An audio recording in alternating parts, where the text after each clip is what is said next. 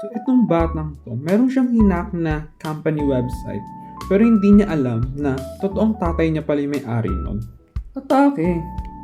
So I'm currently watching this Chinese drama on Shopee. And yes, you heard it correctly. Shopee is now offering their own microdramas. Pero paano nga ba manood ng Shopee microdramas? Una, pumunta sa Shopee at pindutin ng live or video icon. Habang nanonood, hintayin may mag-pop na Shopee microsite ad kagaya nito. Pindutin ang pop ad na ito and voila! You can now watch from tons of Shopee's list of microdramas. Maaari mo ring makita dito yung schedules of posting, drama list, new releases, and more. Kapag nakapili ka na ng gusto mong panoorin, click the poster or the hashtag to watch all the recently uploaded episodes. Personally, I will recommend Mommy, Why There Are Two Daddies. Ang pangalan ng bida natin sa kwento na to ay si Vivian.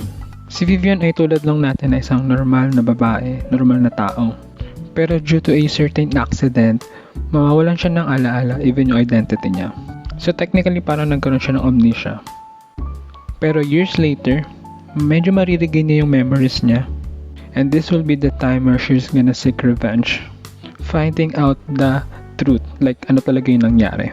By the way, ang kagandahan din pala dito sa mga Shopee dramas is kapag may nagustuhan kayong items na suot ng bida or gamit ng bida, you can actually check the Shopee basket on each episode and you might add to cart this. Kudos to Shopee for putting that option. I think that is unique. So yeah, you can now watch Shopee dramas on Shopee or click the link below to watch Shopee microdramas now.